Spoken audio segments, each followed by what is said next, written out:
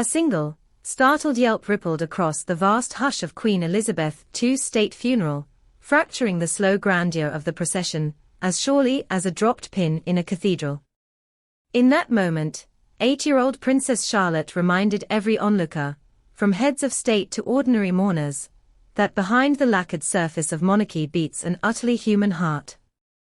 The note of surprise, prompted by a playful pinch from her brother Prince George, flashed across global broadcasts, and instantly rewrote the day's solemn script. For the palace, including Charlotte and George in the farewell, had been a calculated risk, the continuity of the crown embodied in two small figures walking behind their great-grandmother's coffin. What no courtier could choreograph was the spontaneity of siblings face-to-face with universal grief. As the cortege edged past Wellington Arch, George reached out, perhaps seeking comfort, perhaps testing a childhood limit, and Charlotte's soft cry slipped into the damp autumn air. Cameras twitched, microphones caught the flutter, and suddenly the world saw more than black garments and bowed heads. It witnessed a family coping in real time. Queen Camilla reacted first. From her carriage window she leveled a brisk, unmistakable look, one that traveled straight to Katherine, Princess of Wales, with the efficiency of a discreet command. In many families a grandmother might hush the children herself, but Camilla occupies a narrower lane, step-grandmother, senior working royal, consort navigating centuries of etiquette. She deferred, signaling that maternal discipline belonged to Katherine alone. Observers later noted how swiftly Katherine's gaze settled her daughter. With nothing more than a calming smile, Charlotte straightened, adjusted her coat collar, and resumed the measured step expected of a Windsor. The sequence lasted seconds, yet its reverberations have lingered for months. Even in that charged interval, another pair of eyes registered the tension. Meghan, Duchess of Sussex, standing a courteous distance away, offered Charlotte the gentlest of smiles. Lip-reading analysts would later confirm the unspoken message: reassurance, solidarity, a quick acknowledgement that a child's embarrassment need not define an entire day. It was a fleeting gesture, but one potent enough to reignite talk of bridges and rifts within the extended royal circle. By dawn the next morning, social feeds from Manila to Montreal were looping the incident under the hashtag #PrincessPoise. Millions praised Charlotte's composure, others debated Camilla's restraint. For palace communications staff still drafting post-funeral statements, the narrative had already escaped their pens. Body language expert Judy James crystallized public sentiment when she told the BBC, Charlotte recalibrated the atmosphere with a single breath. Grace under pressure is rare at any age, rarer still in a child wearing history on her shoulders. That breath became a touchstone again, only 8 months later, when the young princess processed into Westminster Abbey for the coronation of King Charles III. Draped in an ivory Alexander McQueen cape dress, Charlotte walked between George and her irrepressible younger brother Louis, who, miraculously, kept his own delightfully mischievous persona in check. Viewers spanning 3 continents noted that the girl who once squeaked in surprise now radiated a serene confidence befitting the vaulted sanctuary. The transformation spoke to quiet coaching behind palace doors and to Charlotte's own instinct for the moment. Yet the funeral pinch and the coronation poise share more than viral symmetry. Together, they illuminate a monarchy redefining itself on the fly. King Charles champions environmental diplomacy, Queen Camilla shepherds literacy campaigns, William and Katherine slim the roster of funded royals to sharpen the family's purpose. In this leaner, more transparent model, the next generation must master both pageantry and authenticity. Charlotte's tiny tumble into global headlines, and her rapid recovery, became proof of concept. Privately, senior aides concede that Camilla's split-second decision not to rebuke Charlotte herself was intentional. She knows the line between guidance and interference, one courtier explains. Cross it publicly and you risk headlines about wicked step-grandmothers. Pause, and you respect Katherine's authority while still signaling standards.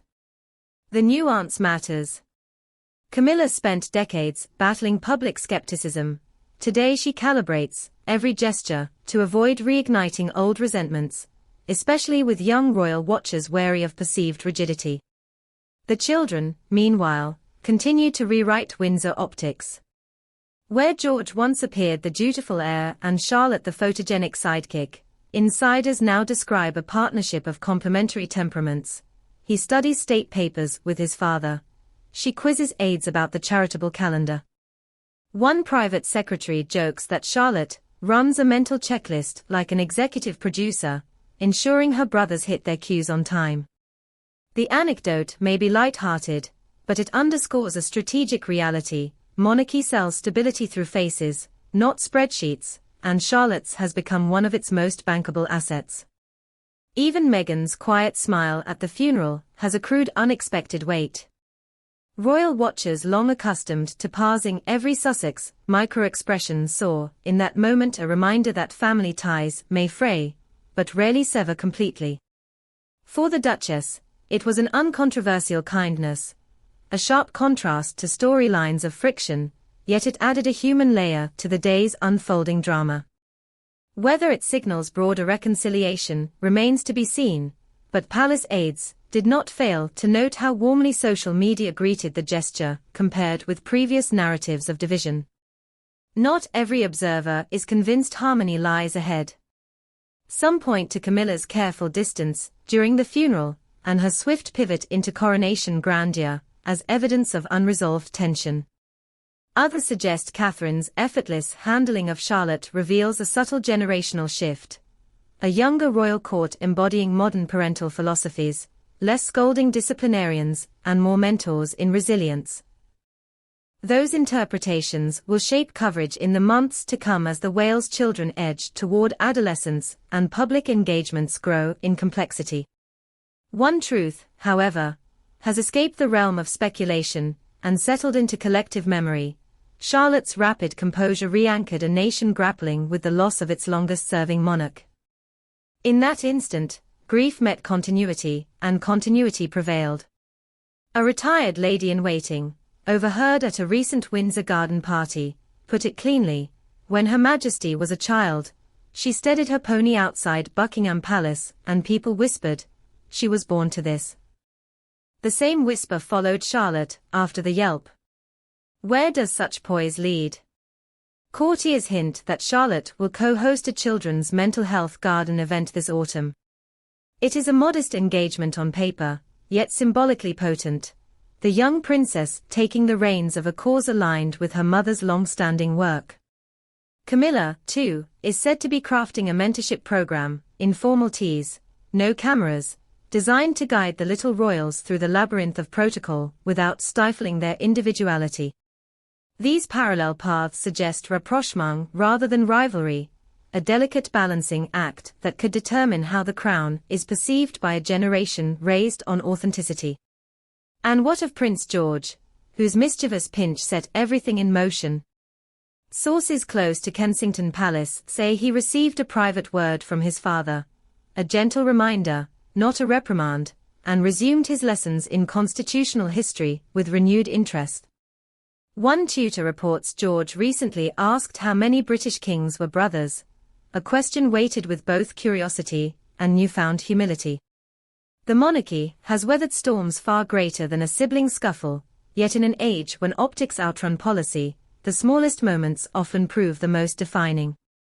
Charlotte's startled cry, Camilla's measured glance, Katherine's quiet reassurance, Meghan's supportive smile. Together they formed a tableau that lingered long after the pipes fell silent along the moor.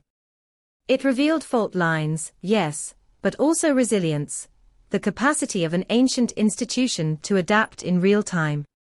As Britain looks ahead to a decade likely crowned by William's eventual accession, the image of a young princess recovering her dignity beside her great-grandmother's coffin may hold greater sway than any constitutional briefing.